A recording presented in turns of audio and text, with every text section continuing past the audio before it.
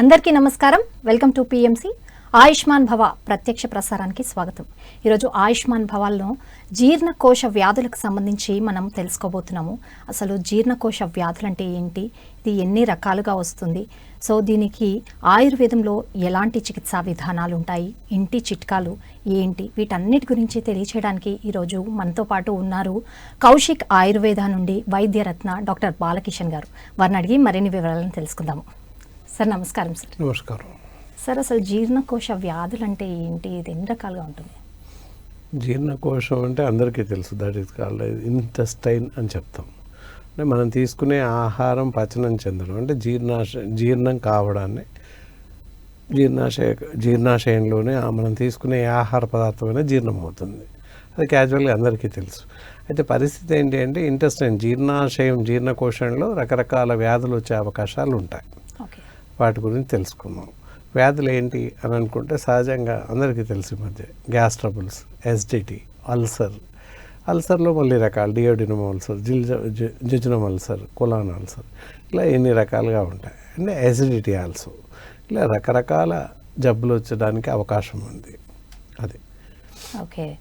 So దీనిలో ఫస్ట్గా మరి గ్యాస్ట్రైటిస్ అంటే ఏంటి, దీని గురించి తెలియచేయండి సార్. అంటే దీని లక్షణాలు ఎలా ఉంటాయి? గ్యాస్ట్రైటిస్, గ్యాస్ ప్రాబ్లమ్స్ వచ్చి, గ్యాస్ట్రైటిస్ వచ్చి, అబ్స్ట్రక్షన్ ఆఫ్ స్టమక్, అంటే జీర్ణాశయం నుంచి ఈ ఫ్లూయిడ్స్, అబ్స్ట్రక్షన్ ఫ్లూయిడ్స్ అంటారు. అంటే ఏదైతే జీర్ణ రసాలు ఉంటాయి అవి ఎక్కువైపోవడం, దాన్ని ఎర్గ్యా గ్యాసెస్ అంటారు. అవి పైకి ఎగతన్నడం, దానివల్ల ఎక్కువగా ప్రొడ్యూస్ అవ్వడం వల్ల జీర్ణాశయం లోపలి గోడలు ఏవైతే ఉంటాయో పుండు పడడం, పెచ్చినట్టు అవ్వడం తయారవుతుంది. వాటిని గ్యాస్ట్రైటిస్ అని చెప్తాము, గ్యాస్ ట్రబుల్స్ అని కూడా చెప్తుంటాను. ఓకే. సో అయితే దీని లక్షణాలు ఎలా ఉంటాయి సార్? ఇప్పుడైతే గ్యాస్ ట్రబుల్, గ్యాస్ ప్రాబ్లం ఉంది అని అందరూ అంటుంటారు, సహజంగా అంటూ ఉంటారు ఎప్పుడు అందరూ. వాస్తవానికి గ్యాస్ ట్రబుల్స్ ఎంతమందికి ఉంది అని చూస్తే ఒక 20 మందికి చూస్తే ఒక్కరికి మాత్రమే ఉంటుంది, 19 మంది ఉండదు. ఫాల్స్ ఉంటుందేమో అని అనుకుంటారు అంతే. వాస్తవానికి లక్షణాలు చూడాలి ఏ విధంగా ఉంటాయి. బాగా అడిగారు. కడుపు ఉబ్బరంగా టైట్గా ఉన్నట్టు అనిపించడం, ఏది తిన్నా తినకపోయినా కడుపు నిండుగా ఉంటుంది, అలాగే త్రేన్పులు ఎక్కువగా వస్తూ ఉంటాయి. ఇది గ్యాస్ ట్రబుల్స్ యొక్క సహజ గుణం అన్నమాట. గ్యాస్ ప్రాబ్లం, గ్యాస్ట్రైటిస్ ఉన్న వాళ్ళకి ముఖ్యంగా నొప్పి వస్తుంటుంది, లోయర్ అబ్డామిన్లో నొప్పి వస్తుంది, కడుపు ఉబ్బరంగా ఉంటుంది, టైట్గా ఉంటుంది, ఏం తినకపోయినా పూర్తి టైట్గా ఉంటుంది. ఇది గ్యాస్ట్రైటిస్ యొక్క ప్రధాన లక్షణం అన్నమాట. అంటే కంటిన్యూగా ఉంటుందా సార్ నొప్పి అనేది? అంటే మామూలుగా వచ్చిపోతూ ఉంటుంది, alternate 2-3 days, 4-5 days, weekly once అట్లా వస్తుంది. కొంతమందికి వరుసన ఉంటుంది, ఎప్పుడు కూడా నిండుగా తిన్నట్టే ఉంటుంది, తినలేకపోతారు, మంచినీళ్ళు కూడా తాగలేకపోతారు ఒక్కొక్కసారి. అది సమస్యను ఉత్పన్నం చేస్తూ ఉంటుంది. ఆ విధంగా ఎందుకు వస్తుంది సార్ ఇది? యాక్చువల్గా సమయపాలన లేకుండా, సరైన సమయంలో ఆహారం తీసుకోకపోవడం, అసంబద్ధమైన ఆహారం తీసుకోవడం, ఆహారం తీసుకోవడానికి సరైనటువంటి సమయం నిర్దేశించకపోవడం, అలాగే సరైన సమయంలో నిద్రించకపోవడం, ఈ 2 ప్రధాన కారణాలు. ఇంటెస్టైనల్ డిజార్డర్, జీర్ణకోశ వ్యాధులు ఏవైనా కూడా సరైన ఆహారం తీసుకోలేకపోవడం, సరైన నిద్ర లేకపోవడం వల్ల మాత్రమే వస్తాయని చెప్పచ్చు. ఓకే. సో ఏంటంటే సమయానికి భోజనం చేయాలి, సమయానికి నిద్రించాలి. అలా తప్పకుండా ఇన్ టైంలో భోజనం చేస్తూ ఇన్ టైంలో నిద్రిస్తే మంచిది. ప్రతి మనిషి 8 గంటలు నిద్రించాలి. అలాగే భోజనం 3 పూటలు తింటూ ఉండాలి తప్పనిసరిగా. అంటే కడుపు నిండా తినాలి, కంటి నిండా నిద్రపోవాలి. అలా చేస్తే ఈ గ్యాస్ట్రైటిస్ ప్రాబ్లం రాకుండా కాపాడుకోవచ్చు. రావడానికి కారణాలు అయ్యే కనుక వాటిని మనం దాటాలి అంటే మంచి నిద్రపోవాలి, అలాగే ఆహారం బాగా తీసుకోవాలి. ఓకే. అయితే కొంతమంది అంటే మామూలుగా మీరు చెప్పారు 3 పూటలు తింటూ ఉండాలి, టైంకి తింటూ ఉండాలి. కొంతమంది ఇంటేక్ చాలా తక్కువ తీసుకుంటారు. అలాంటి వాళ్ళని పక్కన పెడితే ఒక్కోసారి ఒక్కో పూటలో చాలా ఎక్కువ కూడా తినేసి రెండో పూట స్కిప్ చేసే వాళ్ళు కూడా ఉంటారు. అలాంటి వాళ్ళకి కూడా గ్యాస్ట్రైటిస్ ప్రాబ్లం వస్తుంటాం. ఏంటంటే అతి ఎక్కువగా తినడం, ఎప్పుడు చూసినా ఏదో ఒకటి తింటూ ఉంటారు, ఏదో ఒకటి ఎప్పుడు తింటూనే ఉంటారు. అతి ఎక్కువగా తినడం వల్ల కూడా జీర్ణకోశ వ్యాధులు వస్తాయి. అలాగే అసలే తినకపోతే కూడా జీర్ణకోశ వ్యాధులు వస్తాయి. ఇందాక మీరు చెప్పారు ఏంటి ఎంట్రీలో, ఒకేసారి ఎక్కువగా తినడం, ఇంకొక పూట తినకపోవడం, అసలే ఈ 2 సరైన పద్ధతులు కావనే చెప్పాలి. మితంగా 3 పూటలు తినాలి తప్పనిసరిగా. ఉదయం ఏదో ఒకటి అల్పాహారం తీసుకోండి, లేదా కాస్త రైస్ తీసుకోండి, మధ్యాహ్నం రైస్ తీసుకోండి లంచ్, నైట్ బ్రేక్ఫాస్ట్ చపాతీ కానీ లేదా డైట్ రైస్ కానీ తీసుకోవచ్చు. ఈ విధంగా డైట్ ప్లాన్ చేసుకుని తీసుకుంటున్నట్లయితే ఈ గ్యాస్ ట్రబుల్స్, గ్యాస్ట్రైటిస్ రాకుండా కాపాడుకోవచ్చు. ఓకే. అంటే చాలా మంది ఇప్పుడు మీరు అన్నారు మితంగా తినడం అని, కొంతమందికి ఆ ఆహారం సరిపోదు, వాళ్ళు ఏదైతే తిన్నారో తినడం కూడా తినాల్సినంత తినాలి. ఎస్, ఒకేసారి వాళ్ళు తినగలిగినంత తింటారు, ఎక్కువ ఎవరు తినరు. ఎవరో కొందరు ఎక్కడో కానీ మామూలుగా సహజ సిద్ధంగా ఎంత తినాలి అంతే తింటుంది. మన శరీరం యాక్సెప్ట్ చేయదు. ఎప్పుడో ఒకసారి ఏదైనా బెస్ట్ టేస్ట్ ఉన్న కర్రీ ఉంటే కొంచెం ఎక్కువ తింటారు, అంతే తప్ప డబుల్ తినలేరు. బలవంతంగా తినే అవకాశం లేదు. తిందామనుకున్నప్పటికీ మన శరీరం యాక్సెప్ట్ చేయదు, బాడీ యాక్సెప్ట్ చేయదు. అది విషయం అనమాట. ఆ విధంగా మామూలుగా తినేసి సరిపోద్ది. వాళ్ళకి అలవాటు, హ్యాబిట్ అనమాట. మధ్యాహ్నం ఒక పూట చాలా ఎక్కువగా తినేసి నైట్ తినకపోవడం, ఇందాక మీరు చెప్పారు. అలా కాకుండా మితంగా మెల్లగా అలవాటు చేసుకోవాలి తప్పనిసరిగా. అలా మనం లిమిటెడ్గా ఎంత తినాలో అంత తినాలి. ప్రొద్దున కాస్త కొంచెం తింటాం, లైట్ బ్రేక్ఫాస్ట్ లాగా రైస్ కూడా తీసుకుంటారు కొంతమంది. అలాగే మధ్యాహ్నం కూడా మంచి రైస్ తీసేసుకోవాలి, నైట్ కూడా రైస్ తీసుకోవాలి. సాయంత్రం కానీ మార్నింగ్ కానీ స్నాక్స్ లాగా పళ్ళు తినవచ్చు, ఇతర ఆహార పదార్థాలు బిస్కెట్స్ కానీ ఇది పళ్ళు ఇవన్నీ తీసుకోవచ్చు. విత్ ఆహారంతో పాటే ఏం చేస్తారు, పళ్ళు తింటూ ఆహారం మానేస్తారు. మానేయకూడదు, అదే ప్రాబ్లం అనమాట. నైట్ భోజనం చేయమండి, మేము పళ్ళు తింటామని చెప్తారు. సో అది ఏమాత్రం సమంజసమైనటువంటి పద్ధతి కాదు, అలా తినకూడదు కూడా. పళ్ళు తినాలి, దట్ ఈస్ ద సబ్స్టెంట్, అంటే సప్లిమెంట్ ఫుడ్ అంటారు దాన్ని. అదనంగా ఆహారం మనం తీసుకునే ఆహారం ఇందాక చెప్పారు సరిపోదు కొంతమందికి. అప్పుడేంటి, ఆహారం తీసుకున్నాక పళ్ళు తినాలి. సాయంత్రం మధ్యాహ్నం లంచ్ చేస్తాం, సాయంత్రం 4 గంటలకి పళ్ళు తినండి, పళ్ళ రసాలు తీసుకోండి. భోజనం తర్వాత పళ్ళు తీసుకోవడం వల్ల మనం తీసుకునే ఆహారం సమంగా జీర్ణం అవుతుంది, పూర్తిగా జీర్ణం అవ్వడానికి అవకాశం ఉంది. ఓకే. అంటే చిన్న చిన్న ఇంటర్వెల్స్లో తినడం కూడా మంచిది కాదంటారు. కొంచెం కొంచెం, అదే 3 పూటలలో కొంచెం కొంచెం తినడం, 3 కాకుండా అంటే మామూలుగా మధ్య మధ్య కొంచెం కొంచెం చిన్న చిరుదిల్లులాగా తింటూ ఉంటారు కదా. ఎప్పుడైనా స్నాక్స్ కొంచెం కొంచెం తీసుకోవచ్చు. 4 o'clock స్నాక్స్, బిస్కెట్స్ కానీ ఇతరత్ర జంతికలు అలాంటివి ఏమైనా ఉంటాయి, అవి తీసేసుకోవచ్చు. ఆ విధంగా that is not problem. Supplement food తీసుకోవచ్చు. అదే పనిగా ఉదయం నుంచి లేచింది మొదలు రాత్రి పడుకునే వరకు తింటూనే ఉంటారు, అలా తినకూడదు. అది అయితే ఈ గ్యాస్ట్రైటిస్ రావద్దు అంటే అసలు ఎలాంటి ఆహారం తినకూడదు అంటారు? అది ఏంటంటే బయట ఆహారం, జంక్ ఫుడ్స్ అవ్వచ్చు, బేకరీ ఐటమ్స్, ఇలాంటి ఫాస్ట్ ఫుడ్ సెంటర్లో లభించేటటువంటి ఏ ఆహార పదార్థాలు తినకూడదు. Cakes, pizzas, burgers, noodles and all types of fried rice ఇలాంటివి తినకూడదు. అండ్ కూల్ డ్రింక్స్ తాగకూడదు మరీ ముఖ్యంగా. ఇలాంటివన్నీ మానేసినట్లయితే గ్యాస్ట్రైటిస్, గ్యాస్ ప్రాబ్లమ్స్ రాకుండా కాపాడుకోవచ్చు. ఓకే. మరి ఏ ఆహారం తీసుకుంటే మంచిది అంటారు? సాఫ్ట్ ఫుడ్, మసాలాలు, కారాలు తక్కువగా ఉన్న ఫుడ్, అలా సమయపాలన చేస్తూ సమయానుకూలంగా తీసుకోవడం మంచిది. ఎలా అంటే మామూలుగా ఘన పదార్థం కాస్త తీసుకోవడం, ఆ తర్వాత లిక్విడ్ డైట్, రసం లాంటివి తీసుకోవడం, లాస్ట్ కాస్త మజ్జిగ లాంటిది తీసుకోవడం, లేదా రసంతో క్లోజ్ చేసేయచ్చు. ఏది తిన్నా 90%, 70, 80% వరకే ఫిల్ చేసుకోవాలి. అంటే కొంత ఖాళీ ఉండాలి జీర్ణకోశం. అంటే మళ్ళీ తినాలి అంటే కొంచెం తినగలిగే స్టేజ్లో ఖాళీ ఉండాలి. అప్పుడు ఏంటంటే మనం తీసుకున్న ఆహారం ఈజీగా డైజెషన్ అవుతుంది, ఈజీగా జీర్ణం అవుతుంది. పూర్తిగా కడుపు నిండుగా ఎక్కువగా తిన్నట్లయితే ప్రాబ్లం అవుతుంది. అలా ఎందుకంటే ఇప్పుడు మనం ఒక టానిక్ ఉంటుంది, కొంత ఖాళీ ఉంచుతాం గాలి ఆడడం కోసం, అది అలా ఉంటేనే కరెక్ట్ ఉంటుంది. లేదా నిండుగా వేసేస్తే బాటిల్ బ్రస్ట్ అవుతుంది. సో అలాగే ఆహారం కూడా నిండుగా తీసుకుంటే ప్రమాదం ఉంటుంది. అందుకని కాస్త ఖాళీగా ఉండేటట్టు, అక్కడికి వచ్చే వరకు మన శరీరం యాక్సెప్ట్ చేయదు, కొంత ఖాళీ ఉంచుతుంది ప్రతి మనిషికి. అది ఆ విధంగా తీసుకుంటున్నట్లయితే ఎలాంటి ప్రమాదం రాదు. ఓకే. అంటే ఇప్పుడు మీరు ఇందాక చెప్పినట్టు కూల్ డ్రింక్స్ అవి తీసుకోకూడదు అని అన్నారు, కానీ చాలామంది ఫుడ్ తినేసి డైజెషన్ కోసము ఇట్లాంటి కూల్ డ్రింక్స్ అవి తాగుతూ ఉంటారు. అలా కాకుండా మనము ఇంటి చిట్కాలు ఏదైనా పాటించవచ్చు అంటారా? ఎస్, ఏదైతే గ్యాస్ ట్రబుల్స్, కడుపు ఉబ్బరం, దీనికోసం ఏంటి అంటే అదే పనిగా ట్రైన్లు వస్తున్నాయి. అలాంటి వాటికి ఏంటంటే గ్యాస్ ట్రబుల్స్ అనుకున్న వాళ్ళకి పెసరపప్పు అందరిలో ఉంటుంది, మూంగ్ దాల్, దాన్ని బాగా ఉడికించేసి పలసగా చేసేసి లిక్విడ్ లాగా, సెమీ లిక్విడ్ లాగా తయారు చేసేసి ఉదయం సాయంత్రం ఒక కప్పు చొప్పున తాగుతున్నట్లయితే గ్యాస్ ట్రబుల్ వాటంతట అదే తగ్గిపోతుంది. జావలాగా చేసుకుని మరి పలసగా మజ్జిగ నీళ్ళలాగానే లిక్విడ్, సెమీ లిక్విడ్ లాగానే ఉండాలి. ఓకే. అలా తీసుకుంటున్నట్లయితే 1-2 రోజులు 3 రోజులు తీసుకుంటే తగ్గిపోతుంది. ఉదయం సాయంత్రం అలా తీసుకుంటే గ్యాస్ ట్రబుల్స్ తగ్గిపోతాయి, ఓకే. గ్యాస్ ప్రాబ్లం ఉండదు. అలా తగ్గలేదు అంటే గ్యాస్ ట్రబుల్ కాదు అని అర్థం, అపోహ పడుతున్నట్టే లెక్క. ఓకే. అంటే దీన్ని నిర్ధారించుకోవడం ఎలా అంటారు? ఎలా అంటే అది కడుపు ఇందాక చెప్పాం బాగా టైట్గా ఉంటుంది, ఓన్లీ లక్షణాల ద్వారానే మనకి లక్షణాల ద్వారానే. ఇఫ్ ఇట్ ఈస్ కాదు అనుకుంటే ఇది ఎగ్జామినేషన్స్ ఉంటాయి, ఎండోస్కోపీ కానీ ఇతరత్ర ల్యాబ్ ఎగ్జామినేషన్స్ ఉంటాయి. పర్టికులర్గా ఎక్స్రే ఆర్ ఎండోస్కోపీ, ఈ 2 మార్గాల ద్వారా ఏదైనా గ్యాస్ట్రైటిస్ గ్యాస్ ప్రాబ్లం ఉందా తెలిసిపోతుంది, ఎందువల్ల వస్తుంది అనేది కూడా తెలుస్తుంది మనకి. Okay sir. అయితే సెకండ్ జీర్ణకోశకు సంబంధించి అల్సర్ సార్. చాలా వరకు అల్సర్స్ అనేది చాలా ఇబ్బంది పెడుతుంటాయి. వాళ్ళు ఏదైనా ఫుడ్ తీసుకున్నా కూడా కడుపులో మంట అవన్నీ వస్తూ ఉంటాయి. సో దాని గురించి చెప్పండి. ఏదైతే అల్సర్స్ అంటాం, అల్సర్ అంటే పుండు, అల్సర్ మీన్స్ పుండు, బయట కనిపిస్తుంది కనుక ఏం కాదు. అలాగే ఇంటెస్టైన్ లోపల కూడా పుళ్ళు పడతాయి.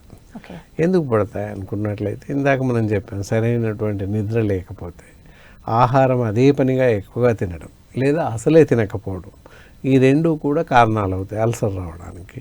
అండ్ అత్యంత ఎక్కువగా బయట ఆహారం తీసుకోవడం, ఫాస్ట్ ఫుడ్ తీసుకోవడం, కేక్స్, పిజ్జాస్, బర్గర్స్ ఇలాంటి అదే పనిగా ఎక్కువగా తీసుకోవడం, ఎప్పుడు బయట ఆహారమే తినడం, ఈ అన్నిటి వల్ల ఏంటంటే ఐబిఎస్ అనేది ఏర్పడుతుంది, ఇంటెస్టైనల్ బవల్ ఇరిటేషన్స్ అంటారు. ఓకే. సో ఆ విధంగా తయారయ్యే అవకాశం ఉంటుంది. కాబట్టి బయట ఆహారం ఏ పరిస్థితుల్లో తినకూడదు, తినకపోవడం మంచిది.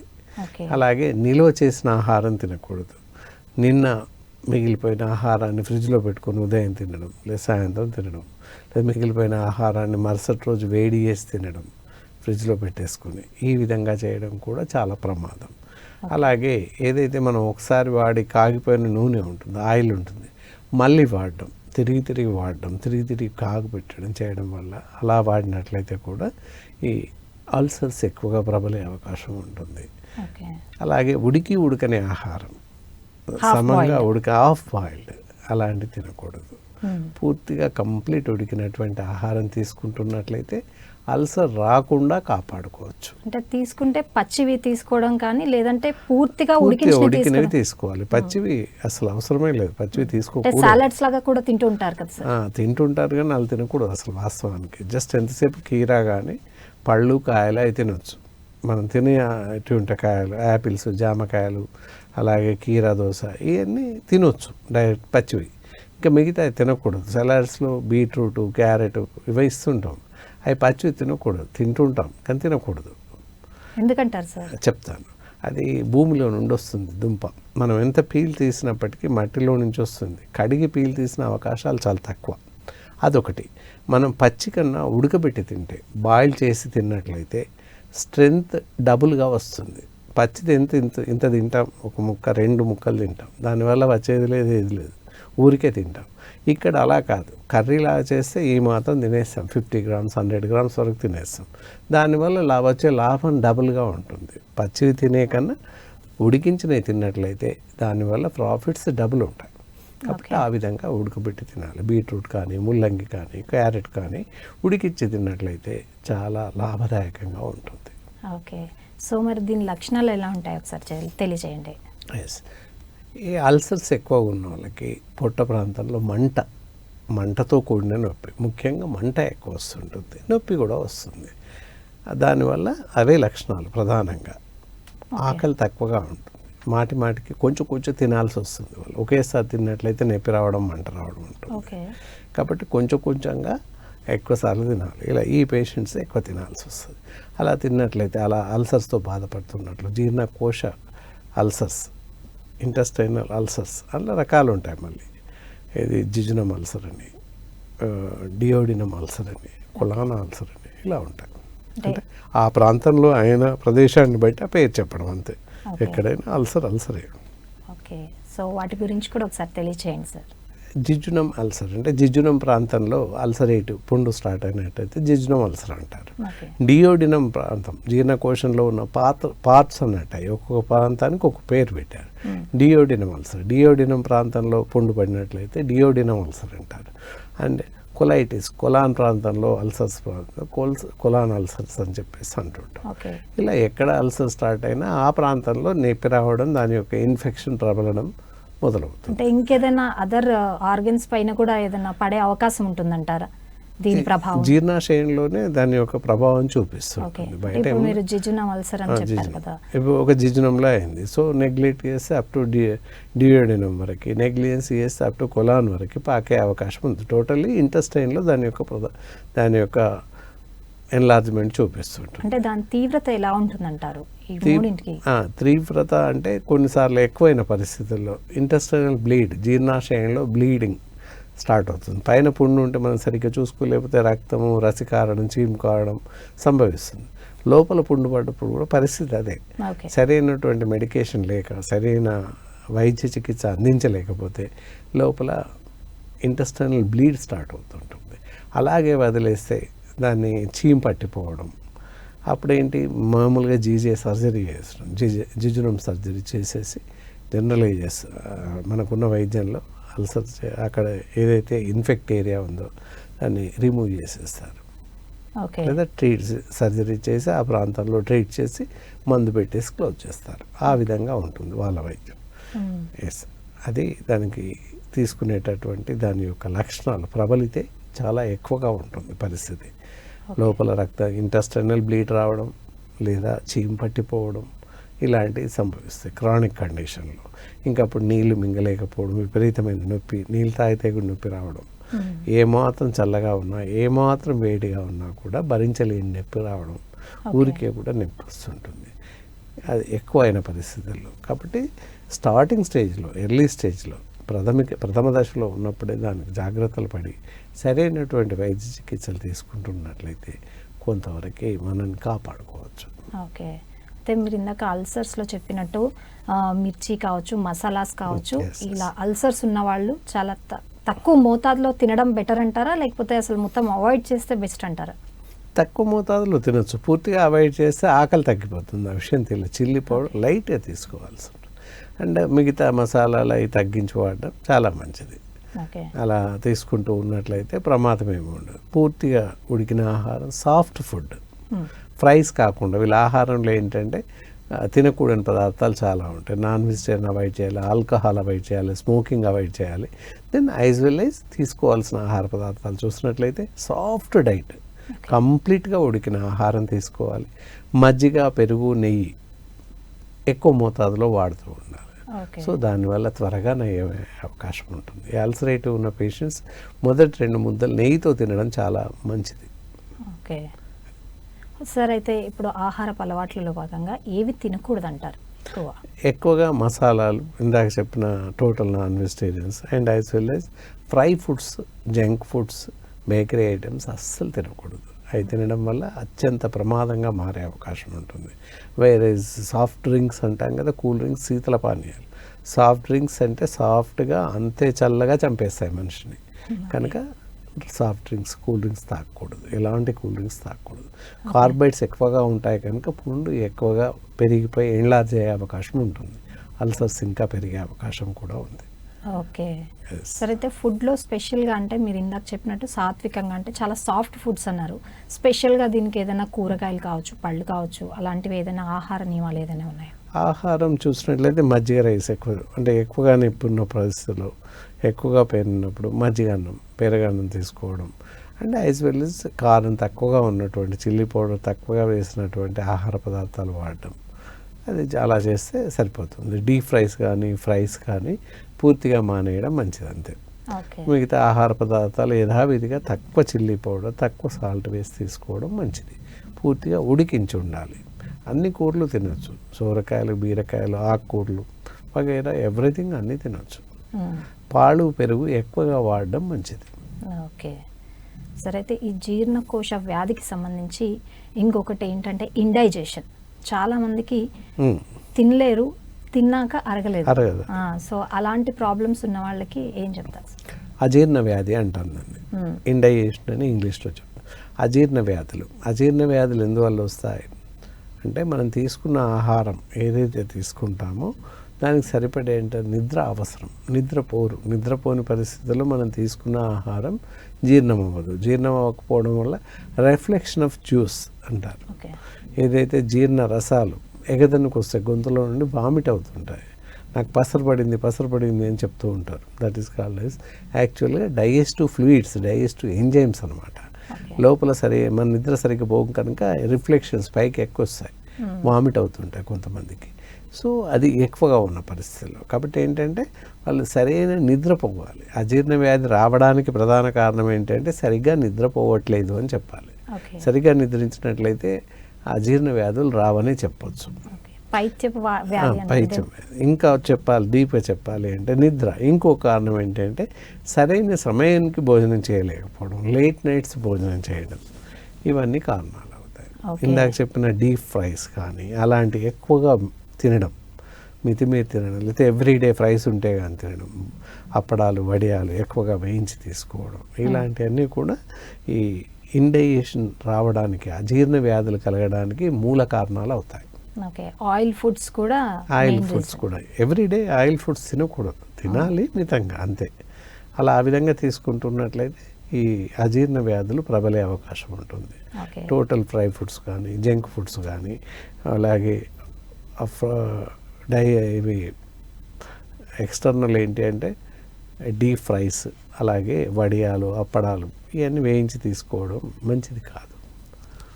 ఓకే. సో అయితే దీనికి లక్షణాలు ఎలా ఉంటాయి సార్? అంటే ఇండైజెషన్ వచ్చింది అని తెలియడానికి దీని లక్షణాలు ఏంటి? ఎక్కువగా త్రేన్పులు రావడం, తిన్నది అలాగే ఉండడం, టైట్గా ఉంటుంది. కొన్ని సందర్భాల్లో గొంతులోకి రిఫ్లెక్షన్ తీసుకున్న ఆహారం గొంతులోకి వస్తుంది, చిన్న చిన్న పార్ట్ వస్తుంది, నీళ్లు పైకి వస్తుంటాయి. ప్రథమంగా మనం గమనించాల్సింది తీసుకున్న నీరు గొంతులోకి వస్తుంటుంది. లిక్విడ్ డైట్, మనం తీసుకున్న ఆహారంలో కూడా లిక్విడ్ లాగా ఉన్నటువంటి డైట్, కొంత ఫ్లూయిడ్ లాగా గొంతులోకి వస్తుంటుంది. అప్పుడు మనకు జీర్ణం అవ్వట్లేదు అని అనుకోవాలి. సార్, ఇది ఓన్లీ ఫుడ్ వల్లేనా, లేదంటే ఎక్కువ లిక్విడ్ శాతం అనేది మన ఒంట్లో లేకపోవడం వల్ల కూడా ఇలాంటి ఇండైజెషన్ ప్రాబ్లమ్స్ వస్తాయంటారా? వాటర్ కూడా ఒక కారణమే. వాటర్ ఎక్కువ అంటే 2.5 నుంచి 3 లీటర్లు 3.5 లీటర్ల వరకు తాగాలి 24 అవర్స్లో. కొన్ని తాగితే సరిపోతుంది. అదే పనిగా ఎక్కువ తాగితే మళ్ళీ మూత్రపిండాలు జబ్బు వస్తుంది, తక్కువ తాగితే కూడా మూత్రపిండాలు జబ్బు వస్తుంది. And as well as indigestion problems కూడా క్రియేట్ అవుతాయి. అందుకని 2.5 లీటర్ల నుంచి 3.5 లీటర్ల వరకు తాగవచ్చు. అలా తాగుతుంటే ప్రమాదం ఏమి ఉండదు. ఓకే. అంటే ఇందాక మనం ఫుడ్, వీళ్ళు ఎవరైతే ఫుడ్ ఇంటేక్ తీసుకుంటూ ఉంటారో వాటర్ కూడా తాగనంత ఫుడ్ తినేస్తూ ఉంటారు. సో వాటర్ కూడా స్కిప్ చేస్తూ ఉంటారు. దానివల్ల కూడా ఎలాంటి ప్రాబ్లమ్స్ వస్తాయి? ఈజీగా డైజెస్ట్ అవ్వదు. ఇప్పుడు మనం బయట ఏదైనా చట్నీ చేస్తుంటాం, ఒట్టిగా పౌడర్ పట్టేస్తే పౌడర్ అవుద్ది, అంతేగాని చట్నీ అవ్వదు. కొన్ని నీళ్లు కలిపితేనే మెత్తగా తయారవుతుంది. అలాగే వాటర్ ఉంటేనే మనకు తీసుకున్నటువంటి ఆహారం పాచనం చెందుతుంది, అంటే జీర్ణం అవుతుంది లోపల జీర్ణాశయంలో. జీర్ణాశయం ఒక జార్ లాంటిది అంతే. అక్కడ ఆహారంతో పాటు కొంత నీరు వెళితే మిక్స్ అయ్యి త్వరగా జీర్ణం అవడానికి అవకాశం ఉంది. ఓకే. అంటే నేను ఇదివరకు విన్న దాంట్లో చాలామంది ఫుడ్ తిన్న తర్వాత ఒక హాఫ్ అన్ అవర్ 1 అవర్ వాళ్ళు వాటర్ తాగకుండా ఉంటారు. అంటే అట్లా తినడం వల్ల, అట్లా తాగడం వల్ల డైజెషన్ అవ్వదు అంటూ ఉంటారు. అది అపోహ, నిజమా? అలాంటి సమస్య ఏం కాదు. ఏంటంటే యాక్చువల్గా నీళ్లు తాగాల్సిన పద్ధతే డిఫరెంట్. భోజనం చేస్తున్నప్పుడు నీళ్లు తాగకూడదు అసలే. ఏదైనా పులుమారితే, సరిగ్గా మింగలేకపోతే, గొంతులో ఏదైనా అసౌకర్యంగా ఉన్నట్లయితే తింటున్నప్పుడు కాస్త వాటర్ తాగొచ్చు. అదర్వైజ్ నీళ్ళు అక్కర్లేదు. మనం భోజనం అనంతరం అరగంట నుంచి గంట సేపు వెయిట్ చేసి అప్పుడు నీళ్ళు తాగాలి. అప్పటి నుంచి గంటకి గ్లాసు, అర గ్లాసు అలా తాగుతూ ఉండవచ్చు. మళ్ళీ నెక్స్ట్ సఫర్ వరకు, లంచ్ చేసాం, నైట్ డిన్నర్ వరకు 3-4 గ్లాసులు తాగితే సరిపోతుంది. మార్నింగ్ బ్రేక్ఫాస్ట్ నుంచి లంచ్ వరకు 3-4 గ్లాసులు తాగితే సరిపోతుంది. ఆ విధంగా ప్లాన్ చేసుకొని తాగుతూ ఉన్నట్లయితే మనం తీసుకున్న ఆహారం బెటర్గా జీర్ణం అవుతుంది. ఓకే. అంటే ఇది రోజులో, అంటే ఈ ఇండైజెషన్ ప్రాబ్లమ్స్కి ఎస్పెషల్గా ఫుడ్ అనేది ఒక డేలో ఎలా ప్లాన్ చేసుకోవాలంటారు? చాలా మంచి ప్రశ్న వేశారు. ప్రతి మనిషి 3 పూటలు తినాలి అని చెప్పాం. మార్నింగ్ 8 to 10 లోపు, హార్డ్లీ 8 నుంచి 10 లోపు ఎవరైనా కూడా అల్పాహారం తీసుకోవాలి. ఏవైనా అవ్వచ్చు, ఇడ్లీ అవ్వచ్చు, పూరి అవ్వచ్చు, వడ అవ్వచ్చు, లేదా ఇంత రైస్ అవ్వచ్చు. ఆ విధంగా తీసుకోవాలి. నెక్స్ట్ మధ్యాహ్నం 12 నుంచి 2 గంటల లోపు సహజంగా జరిగే టైం, అప్పుడు భోజనం చేయొచ్చు. అన్ని రకాల వెజిటేబుల్స్తో తినొచ్చు. ఆహార పదార్థాలు ఏవైనా పర్లేదు, అన్ని రకాలే తీసుకో. భోజనానంతరం ఏదైనా ఒక ఫ్రూట్ తీసుకోవచ్చు, చాలా మంచిది. మనం తీసుకున్న ఆహారం త్వరగా జీర్ణమవుతుంది. ఒక ఫ్రూట్, స్వీట్ తీసుకుంటే కూడా ఆహారం త్వరగా జీర్ణమవుతుంది, అది ఎవరికి తెలియదు. రసస్వాదన అంటారు. మనం స్వీట్ తింటూ ఉంటే నోట్లో నీళ్ళు ఊరుతూ ఉంటాయి, లిక్విడ్ లాగా త్వరగా తయారవుతుంది, పళ్ళ కన్నా కూడా. అలాంటప్పుడు మనం తీసుకున్న ఆహారం త్వరగా జీర్ణమవుతుంది. అందుకే భోజనం వెంబడి స్వీట్స్ ఉంటాయి హోటళ్ళల్లో. ఎందుకు పెడతారంటే ఇదే కారణం. వాళ్ళకి తెలియదు, మేము ఇస్తున్నామని ఇస్తారు. యాక్చువల్గా ఇంటర్నల్ జంక్షన్ ఏంటి అంటే ఒక స్వీటు ఒక పండు తిన్నట్లయితే, లేదా ఒక స్వీటు లేదా ఒక పండు, అరటిపండు అవన్నీ ఏ పళ్ళు అవైలబిలిటీ ఉంటే ఆ పళ్ళు కొన్ని ముక్కలు తింటే మనం తీసుకున్న ఆహారం త్వరగా జీర్ణమవుతుంది. ఒక గంట పోయాక నీళ్లు తాగడం మంచిది. అది మధ్యాహ్నం భోజనంలో. సాయంత్రం స్నాక్స్ ఏవైనా పాలు కానీ టీ కానీ అట్లీస్ట్ కాఫీ, ఏదైనా స్నాక్స్ బిస్కెట్స్ కానీ పళ్ళు కానీ తీసుకోవచ్చు. 4 నుంచి 5 ఆ ప్రాంతంలో లైట్గా. తీసుకోకపోయినా నష్టం లేదు, అలవాటు తీరు. అవసరమైతే తీసుకోవచ్చు, లేదా లేదు. దెన్ నైట్ డిన్నర్ 8 to 9 లోపు రాత్రి భోజనం ముగించాలి. అది ఏదైనా అవ్వచ్చు. కొంతమంది చపాతీ తింటారు, అంటే మధుమేహ వ్యాధిగ్రస్తులు, లేదా కొంతమంది అలవాటుగా చపాతీ తింటారు. నార్త్ ఇండియన్స్ అంతా చపాతీ తింటారు, భోజనం చేయరు.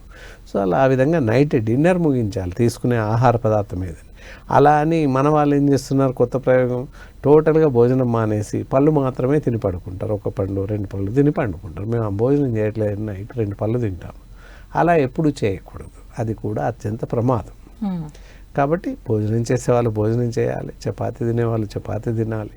అంతేగాని కొత్త ఆహారపు అలవాట్లు ఎప్పుడూ చేసుకోకూడదు. మనకున్న ఆహారపు అలవాట్లని కంటిన్యూగా క్లోజ్ చేసుకోవాలి, అంతే. రాత్రి భోజనం తర్వాత తప్పనిసరిగా ఒక గంట తర్వాత తిన్నాక 10 నిమిషాలు నడవాలి, తప్పకుండా 10 నిమిషాలు నడవాలి. ఆ తర్వాత నీళ్ళు తాగేసి పడుకోవచ్చు అరగంట, గంట తర్వాత. మధ్యాహ్నం భోజనం తర్వాత కూడా 10 నిమిషాలు నడవాలి. మార్నింగ్ బ్రేక్ఫాస్ట్ తర్వాత కూడా 10 నిమిషాలు నడవాలి. ఇది వాకింగ్ సిస్టమ్, ఇందులో నడక కూడా ఉంది. నడిస్తే మనం తీసుకున్న ఆహారం కదలికలు వస్తాయి, పొట్టలో కదలికలు మొదలవుతాయి, తర్వాత జీర్ణమవుతుంది. అట్లా అసలు యాసిడిటీ అంటే ఏంటి, ఎందుకు వస్తుంది అంటారు? యాసిడిటీ అంటే యాసిడ్స్ రిఫ్లెక్ట్ అవ్వడం, ఎక్కువ పెరిగిపోవడాన్ని యాసిడిటీ అంటాం. మన జీర్ణాశయంలో కాన్సన్ట్రేటెడ్ HCl ఉంటుంది. HCl అంటే ఐడియా ఉంటుంది, HCl మాత్రమే ఉంటుంది. దాంతోనే మనకు తీసుకున్న ఆహారం జీర్ణమవుతుంది. కాబట్టి అది ఎప్పుడైతే ఎక్కువగా తయారవుతుందో దానికి సరిపడేంత పని లేకపోవడం, జీర్ణరసాలు ఊరుతాయి. సరైన వేళకు మనం ఆహారం తీసుకోకపోవడం, అది చేయడం వల్ల జీర్ణరసాలకు ఇంకేం పని ఉండదు, లోపల పైకి ఎక్కువ వస్తాయి. సింపుల్గా చెప్పాలి, లాజిక్ అదే. యాసిడిటీ అంటే కారణం అదే, దాన్నే యాసిడిటీ అంటారు. ఎక్కువగా యాసిడ్స్ రిఫ్లెక్ట్ కావడం, గొంతులోకి వస్తుంటాయి రిఫ్లెక్షన్స్. ఈ ప్రాబ్లమ్ని యాసిడిటీ అనేసి అంటాం. ఇంకేంటి అంటే డయాఫ్రమ్, చెస్ట్ డయాఫ్రమ్ నుంచి పైన గొంతు వరకు మంటగా ఉంటుంది. యాసిడిటీలో ప్రధాన లక్షణం అదనమాట, మొత్తం మంటగా ఉంటుంది. కడుపులో నుంచి గొంతు వరకు మంటగా ఉంటుంది. అండ్ త్రేన్పులు ఎక్కువగా వస్తుంటాయి సహజంగా, ఇందులో కనిపించే ప్రధాన లక్షణాలు అన్నమాట. సో మరి దీనికి సొల్యూషన్ ఏంటంటారు? అంటే ఫుడ్ కరెక్ట్గా తీసుకుంటే ఇట్లాంటి ప్రాబ్లం రాదంటే ఏంటంటే ఫస్ట్ ఇక్కడ ఆలోచించాల్సింది రక్షణ చర్యలు రాకుండా ముందు జాగ్రత్త పడాలి. జాగ్రత్త ఏ విధంగా రక్షణ చర్యలు తీసుకోవాలి అని చూస్తే ఎక్కువ యాసిడ్స్ ఉన్నటువంటి పదార్థాలు తీసుకోకూడదు. అంటే ఉప్పులు కారాలు తగ్గించడం, అలాగే బయట ఆహార పదార్థాలు కూల్ డ్రింక్స్ వగైరా అలాంటివి చేయడం వల్ల రిఫ్లెక్షన్స్ రావు. అలాగే సరైనటువంటి సమయానుకూలంగా భోజనం చేయడం, సమయానుకూలంగా నిద్రించడం చాలా మంచిది. నీరు మామూలుగా ఇందాక చెప్పినట్టు పైన ఎపిసోడ్లో చెప్పుకున్నట్టు భోజనానంతరం వాటర్ని తీసుకోవడం మంచిది. అలా తీసుకుంటున్నట్లయితే ఈ యాసిడిటీ రాకుండా ఉంటుంది. ఓకే. సో మరి వచ్చిన వారు దీన్ని ఎలా నియంత్రించవచ్చు అంటారు? అంటే ఎలాంటి జాగ్రత్త తీసుకోవాలి? అలా ఏంటి, ఇప్పుడు గొంతులో మంట వస్తుంది, కొంచెం లైట్గా మంట రాగానే ఒక గ్లాస్ నీళ్ళు తాగితే తగ్గిపోతుంది. అప్పటికప్పుడు వితిన్ సెకండ్స్లో తగ్గిపోతుంది. మామూలు నీరు, సాధారణంగా ఇంట్లో వాడే నీరు తాగినట్లయితే కొంచెం ఎప్పుడైనా వచ్చే మంట తగ్గిపోతుంది వెంటనే. అదే పనిగా కంటిన్యూగా వస్తుందన్న వల్ల ఆలోచించాల్సి వస్తుంది. ఎప్పుడైతే ఎక్కువగా వస్తుంది, గొంతులో మంట, కడుపులో మంట, ఛాతిలో మంట వస్తూ ఉంటుంది. జీర్ణాశయం నుంచి గొంతు వరకు మంటగా ఉంటుంది. ఏ తీసుకున్నా తగ్గదు, ఏ ఆహారం తీసుకున్నా ఇబ్బంది. నీళ్ళు తాగితే కూడా నొప్పిగా మంటగా అనిపిస్తుంటాయి గొంతులో. అంత దారుణంగా ఉంటుంది పరిస్థితి ఎసిడిటీ కండిషన్స్లో. ఓకే. సో అలాంటి కండిషన్స్ ఉంటాయి. ఫస్ట్ లక్షణాలు కరెక్ట్గా గమనించాలన్నమాట. ఛాతి నుంచి గొంతు వరకు మంటగా ఉంటుందా, ఎప్పుడన్నా ఒకసారి ఉన్నట్లయితే కొన్ని నీళ్ళు తాగితే వెంటనే తగ్గిపోతుంది, వితిన్ మినిట్స్, మందు అక్కర్లేదు తగ్గిపోతుంది. అలా కాదు, ఎప్పుడూ మంటగానే ఉంటుంది గొంతులోకి రిఫ్లెక్షన్స్ వస్తున్నాయి, తీసుకున్నటువంటి నీరు వస్తుంది, అదే పనిగా త్రెయిన్లు వస్తున్నాయి అని అనుకున్న పరిస్థితుల్లో వరుసగా ఉంటుంది కనుక దానికి సరైనటువంటి వైద్య చికిత్సలు చేయడం చాలా అవసరం. ఏమాత్రం నెగ్లిజెన్సీ చేయొద్దు. వీళ్ళు ఏం చేస్తారు, అలా ఉండగానే ఏదో మెడికల్ షాప్కి వెళ్ళి ఎసిడిటీ గోళీలు ఇవ్వండి అని అడిగి తెచ్చేసేసుకుంటారు. అది ఏమాత్రం ఆక్షేపణీయం కాదు, ఏమాత్రం ఆ అలవాటు మంచిది కాదు. సొంత వైద్యం అసలు చేసుకోకూడదు. అలా చేయడం వల్ల కూడా ఇంకా ఎక్కువగా ప్రబలే అవకాశం ఉంది, ఇతర జీర్ణకోశ వ్యాధులు రావడానికి అవకాశం ఉంది. కాబట్టి ఎసిడిటీ ట్యాబ్లెట్స్ బయట కౌంటర్ సేల్ మందుల దుకాణంలో తీసుకొని సొంతగా వేసుకోకూడదు. అది బాగా గుర్తుపెట్టుకోవాలి. అన్నెసెసరీ మెడికేషన్ వల్ల అల్సర్సే ఫస్ట్ వస్తాయి, ఎసిడిటీస్ అల్సర్స్ ఫస్ట్ వస్తాయి. ముందు బయట అన్నెసరీ తలనొప్పి ఉంది అని తెచ్చి వేసుకోవడం, నాకు సరిగా జీర్ణమైనట్టు అనిపించలేదు, గ్యాస్ ప్రాబ్లం ఉంది అని చెప్పి గోలు తెచ్చి వేసుకోవడం, ఇలాంటివి ఏవి చేయకూడదు. అవి చేయడం వల్ల ఇతర అవయవాల మీద, వేరే ఆర్గాన్స్ పైన కూడా దాని తాలూకు ప్రభావం చూపిస్తాయి. కాబట్టి అలా మందులు ఎప్పుడు కూడా వేసుకోకూడదు. సో ఎలాంటి ఆహారపు అలవాట్లు ఉండాలంటారు సార్?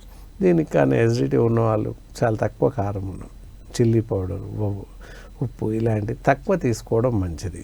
అలాగే మజ్జిగ, పెరుగు, నెయ్యి వాడుతూ ఉండాలి తప్పనిసరిగా. ప్రతిరోజు మజ్జిగ కానీ పెరుగు కానీ వాడుతూ ఉండాలి. నెయ్యి కూడా ప్రతి పూటకి రోజు నెయ్యి వాడచ్చు, నష్టం లేదు.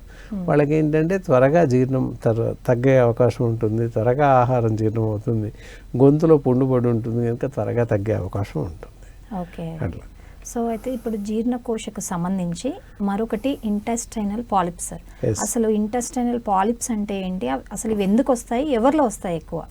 ఎవరికైనా రావచ్చు, వయసుతో సంబంధం లేకుండా ఏజ్ వాళ్ళకైనా రావచ్చు. ఈ మధ్యకాలంలో ఏమైంది, చాలామంది ఫోన్కి టీవీకి బాగా ఎఫెక్ట్ అవుతుంది, అడిక్ట్ అయ్యారు. పని ఉన్నా లేకపోయినా, కొంతమంది సాఫ్ట్వేర్ ఎంప్లాయీస్ నైట్ డ్యూటీస్ ఉంటాయి. అలా కాక మామూలు పర్సన్స్ కూడా, ఎలాంటి పని లేని వాళ్ళు కూడా ఏ నైట్ అవసరం లేకపోయినప్పటికీ లేట్ నైట్ 12 గంటల తర్వాత మాత్రమే పడుకుంటున్నారు. సో అలాంటి వాళ్ళందరికీ నిద్రలేమి వల్ల వచ్చేటటువంటి దానికి ఒక కారణం నిద్రలేమి కూడా. ఓకే. ఎస్, అతి నిద్ర కూడా ప్రమాదం. ఏది 12 గంటల దాకా ఉండి ఉదయం 12 గంటలకు లేస్తారు, దాన్ని ఉదయం అంటారు. మిట్ట మధ్యాహ్నం 12 గంటలకు లేస్తారు. ఎందుకంటే 8 అవర్స్ పడుకోండి అని చెప్పాం కదా, మేము 12 గంటలకు పడుకొని 12 గంటలకు లేస్తాం, 12 గంటలు పడుకున్నామని చెప్తారు వాళ్ళు, సమర్థించుకోవడం అన్నమాట. అది అలా కాదు. సమయం వేళాపాల, సరైనటువంటి సమయపాలన ఉండాలి నిద్రకి. ఆహారానికి కూడా సరైనటువంటి సమయపాలన ఉండాలి. ఇద్దమిద్దంగా తినడం, అడ్డదిడ్డంగా భోజనం చేయడం, అన్వాంటెడ్ ఫుడ్ తీసుకోవడం, ఇవన్నీ కూడా ప్రధాన కారణాలు. రోడ్ సైడ్ ఫుడ్ ఎక్కువగా తీసుకోవడం, అలాగే డీప్ ఫ్రైస్ ఎక్కువగా తీసుకోవడం, ఇలాంటివన్నీ కూడా ఇంటెస్టైనల్ పాలిప్స్ రావడానికి అవకాశాలు ఎక్కువ ఉన్నాయి. ప్రధానంగా నిద్రలేమి కూడా ఒక కారణం అవుతుంది. ఇది రాత్రంతా మేలుకతో కూర్చోవడం, అలాంటి వాళ్ళందరికీ కూడా జీర్ణాశయ పాలిప్స్ రావడానికి అవకాశం ఉంది. అందులో మళ్ళీ 2 రకాలు ఉంటాయి పాలిప్స్లో. జీర్ణకోశంలో ఒక రకమైన ట్యూమర్స్, కంతులు అని చెప్పేసి అనాలి పాలిప్స్ని.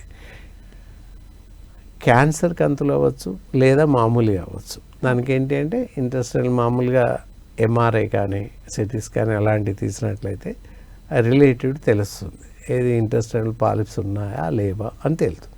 ఆ తర్వాత దాన్ని రూల్ అవుట్ కోసం బయాప్సీ ఎగ్జామినేషన్ చేస్తారు, సర్జరీ చేసి బయాప్సీ చేస్తారు. ఇఫ్ ఇట్ ఈస్ బయాప్సీలో మ్యాలిగ్నెన్సీ నెగిటివ్ ఉంది అని అనుకున్నట్లయితే ప్రమాదం లేదు, ఆ ఉన్న వాటికి మందులు ఇవ్వచ్చు.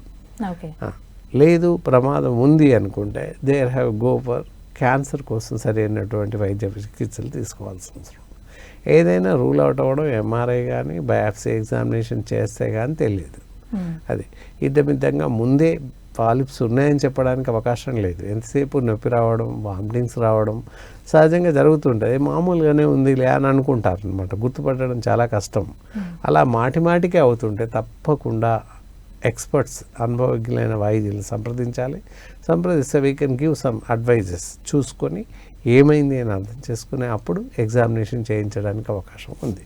ఓకే దానివల్ల రూల్ అవుట్ అవుతుంది. ఓకే అయితే ఇది ఫుడ్స్ రిలేటెడ్గా అబ్జర్వ్ చేసుకోవాలంటారా? అంటే ఇప్పుడు నాకు ఇంటెస్టినల్ పాలిప్స్ ఉన్నాయి అని ఒక వ్యక్తి తను నిర్ధారించుకోవాలి అంటే ఫుడ్ తిన్నప్పుడు కావచ్చు లేదంటే ఇంకా ఇతర యాక్టివిటీస్ చేస్తున్నప్పుడు కావచ్చు, ఎలా అబ్జర్వ్ చేయాలంటారు? ఎస్, మనం అసంబద్ధంగా ఏ ఆహారం తీసుకోలేని పరిస్థితి ఏర్పడుతుంది అక్కడ. ఏ ద్రవాహారం, నీరు తాగినా వాంతి అవ్వడం, తినలేకపోవడం, తింటే వాంతి అవ్వడం, ఎంత మెత్తగా తిన్నా, కారంగా తిన్నా, ఎలా తిన్నా వాంతి అవ్వడం, తినలేకపోవడం, తింటే వెంటనే నొప్పి రావడం, అలాంటి పరిస్థితి ఎదురవుతాయి. అలాంటి లక్షణాలు కనుక కనిపించినట్లయితే వరుసగా అదే పనిగా రెగ్యులర్గా ఉంటాయి. అలాంటి పరిస్థితి కనిపించినట్లయితే వెంటనే ఏమాత్రం ఆలస్యం చేయకుండా వైద్యుని సంప్రదించాల్సిన అవసరం ఉంటుంది. అలా చేస్తే తప్పకుండా దానికి క్యూర్ అవ్వడానికి అవకాశం ఉంది. మంచి అద్భుతమైనటువంటి మెడిసిన్స్ ఉన్నాయి. మరీ అవసరమైతే సర్జరీస్, ఆపరేషన్స్ కూడా ఉన్నాయి. గోఫర్ అంటే అలోపతి సైడ్ ఆపరేషన్ చేస్తారు, రిమూవ్ ద పాలిప్స్ తీస్తారు. దెన్ రేడియేషన్ థెరపీ, కీమోథెరపీ ఇలాంటివన్నీ అవసరాన్ని బట్టి ఇస్తూ ఉంటారు. సో మొత్తం పైన సరైనటువంటి వైద్య చికిత్సా పద్ధతులు ప్రస్తుతం ఉన్నాయి. ఓకే సార్, అయితే ఇప్పుడు మీరు చెప్పారు ఇంటెస్టైనల్ పాలిప్స్ అంటే లోపల ట్యూమర్స్ లాగా ఉంటాయి, క్యాన్సర్ గడ్డలా ఉంటాయి, అవి ఏమైనా పెరిగే అవకాశం ఉంటుందంటారు? అలాగే వదిలేస్తే పెరుగుతుంది, ప్రాణహాని సంభవిస్తుంది, ప్రాణ సంకటం అని చెప్తుందండి. అలాగే వదిలేసినట్లయితే ఆ ట్యూమర్స్ పెరుగుతాయి, తర్వాత రప్చర్ అవుతాయి, లోపల ఇంటెస్టైనల్ బ్లీడ్ స్టార్ట్ అవుతుంది. దెన్ గో ఫర్ టైమ్స్, లేదా టైం లెక్కించాల్సిందే, గో ఫర్ డెత్, లైఫ్ ఉండదు. ఓకే ఫైన్ సార్, అయితే మరి ఈ ఇంటెస్టైనల్ పాలిప్స్ రాకుండా ఉండాలి అంటే మనం ఎలాంటి ఆహారపు అలవాట్లు ఉండాలంటారు? మంచి అలవాట్లు ఉండాలి. ఇందాక చెప్పినట్లు road side food, junk foods, bakery foods, fast food సెంటర్లో లభించే ఆహార పదార్థాలు, deep fries, cool drinks, alcohols ఇలాంటి అసలు తక్కువ, స్మోకింగ్ ఇవన్నీ అసలు వాడకూడదు, అంటే తినకూడదు. ఇంటేక్ ఆఫ్ ఫుడ్ అస్సలు తీసుకోకూడదు. ఇక తినాల్సిన ఆహారం చూసినట్లయితే సాత్వికమైనటువంటి ఆహారం, పూర్తిగా ఉడికినటువంటి ఆహారం, ఇంట్లోనే తయారు చేసినటువంటి ఆహారం, ఇంట్లో కూడా నిల్వ చేసిన ఆహారం తినకపోవడం, ఏది ఈరోజు మిగిలిపోతే ఫ్రిడ్జ్లో పెట్టుకొని ఉదయం వేడి చేసి తీసుకోవడం, లేదా మధ్యాహ్నం ఫ్రిడ్జ్లో పెట్టేసి సాయంత్రం వేడి చేసి తినడం, అలా చేయడం వల్ల కూడా ప్రమాదం సంభవిస్తుంది. అలాగే మనం వెజిటేబుల్స్ తెచ్చుకుంటాం, అలాగే తెచ్చి ఫ్రిడ్జ్లో పడేస్తాం. సో అలా కాకుండా 3 days లోపల వెజిటేబుల్స్ కానీ ఫ్రూట్స్ కానీ అయిపోవాలి. ఫ్రిడ్జ్లో పెట్టినప్పటికీ వాటి యొక్క శక్తి, ఉత్పాదక శక్తి ఉండదు, దాని యొక్క ఎనర్జీ లెవెల్స్ పోతాయి. 3వ రోజు తర్వాత దాని యొక్క ఎనర్జీ లెవెల్స్ మొత్తం తగ్గిపోతాయి, పొటెన్షియల్ లెవెల్స్ మొత్తం క్షీణిస్తాయి. కాబట్టి 3 days లోపల పళ్ళైనా కూరగాయలైనా తప్పనిసరిగా 3 రోజుల్లోపు వాటిని మనం తీసుకోవాలి ఇంటేక్. అంతేకాని ఫ్రిడ్జ్లో పెట్టినా ఎన్ని రోజులైనా ఉంటాయని పెట్టడానికి లేదు. ఎందుకంటే ఫ్రిడ్జ్ సాధారణంగా అందరు వాడుతున్నారు కనుక ఫ్రిడ్జ్ గురించి చెప్పాల్సి వస్తుంది, అదనమాట. అయితే సార్ ఫైనల్గా మనకి ఆయుర్వేదంలో ఎలాంటి చికిత్సా విధానాలు ఉంటాయి సార్? ఇప్పుడు ఇక్కడ మనం ఎసిడిటీ అనుకున్నాం, పైన ఎసిడిటీ ఒకటి చెప్పాం, గొంతులో మంట, కడుపులో మంట, రిఫ్లెక్షన్స్ వస్తుంటాయి, త్రేంట్లో వస్తుంటాయి. అలాంటి వాళ్ళు మంటకి గృహంలో ఇంటి చికిత్స కూడా చాలా అద్భుతంగా ఉంది. అది చెప్దాం. ఫస్ట్ ఏంటంటే బ్లాక్ పెప్పర్ పౌడర్, నల్ల మిరియాలు అందరి ఇళ్ళలో ఉంటాయి. జస్ట్ ఒక 1/2 స్పూన్ నల్ల మిరియాలు, మజ్జిగలు, చిలికిన మజ్జిగ, 1/2 కప్పు మజ్జిగలో 1/2 స్పూన్ బ్లాక్ పెప్పర్ పౌడర్ వేసి తాగినట్లయితే వితిన్ మినిట్స్, కొన్ని నిమిషాలలోనే గొంతులో మంట తగ్గిపోతుంది. అలా ఆ విధంగా 1-2 days వాడితే పూర్తిగా తగ్గిపోతుంది. ఇలా అప్పటికీ తగ్గకున్నా, ఇలా అలా తీసుకునే అవకాశం లేకున్నా తప్పకుండా వైద్యుల్ని కలవాలి. సరైనటువంటి మందులు ఇచ్చే అవకాశం ఉంది. దానికి కాను అగ్నితుండి ఒకటి ఉన్నాయి, గ్యాసాంతక ఒకటి ఉంది, ఇది అల్సర్ వాళ్ళకి. అలాగే ఇంకా చూస్తే గ్యాస్ ట్రబుల్స్, గ్యాస్ట్రైటిస్ అనుకున్నాం, వాళ్ళ కోసం గ్యాసాంతక ఒకటి ఉంది, అండ్ కామదూరస్ ఉంటుంది, అవి వాడచ్చు. ఇలా రకరకాల మెడిసిన్స్ వారి శరీర తత్వాన్ని బట్టి మెడిసిన్ ఇవ్వడానికి అవకాశం ఉంది. ఇప్పుడు అగ్నితుండి ఒకటి ఉంది, ఉదయం ఒక గోలి సాయంత్రంకు మాత్రం వేస్తూ ఉంటాం. అలాగే డైస్టాల్ M అనే పౌడర్ ఉంటుంది. ఇండైజెషన్ ఉన్న వాళ్ళకి, ఎక్కువ త్రేణుపులు రావడం, అసలే ఆహారం జీర్ణం కాకపోవడం, ఆకలి లేకపోవడం, నాలుక అరుచి ఉండే వాళ్ళకి ఈ డైస్టాల్ M చాలా బాగా పనిచేస్తుంది. డైస్టాల్ M పౌడర్ ఉంటుంది. సో అర టీ స్పూన్ ఉదయం సాయంత్రం నోట్లో వేసుకుని చప్పరించి మింగితే సరిపోతుంది సోంపులాగా. ఆ విధంగా చేస్తే ఎసిడిటీ తగ్గుతుంది అండ్ ఆకలి వేస్తుంది, వికారం తగ్గిపోతుంది, కడుపులో మంట తగ్గిపోతుంది. ఇవన్నిటికి అలాగే ఆకలి పెరుగుతుంది, జీర్ణశక్తి పెరుగుతుంది. ఇవన్నింటికి డయాస్ట్రాల్ ఎం పనిచేస్తుంది.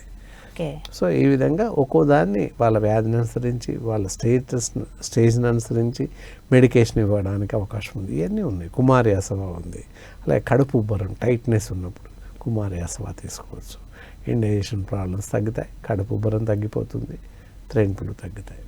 Okay, thank you so much sir. అంటే జీర్ణకోశ వ్యాధులకు సంబంధించి మంచి చిట్కాలు, ఇంటి చిట్కాలు, అలాగే ఆయుర్వేదంలో ఎలాంటి చికిత్సా విధానాలు ఉంటాయి, ఎలాంటి ఆహారం తీసుకోవాలి, ఎలాంటి ఆహారం తీసుకోకూడదు, వీటన్నిటి గురించి చాలా చక్కగా తెలియచేశారు. Thank you so much sir. Thank you అమ్మా. నమస్కారం అండి. మీకు చూసారు కదండి, నమస్కారం. ఇది ఇవాల్టి కార్యక్రమం. మరో కార్యక్రమంలో మళ్ళీ కలుద్దాం. అంతవరకు నమస్కారం.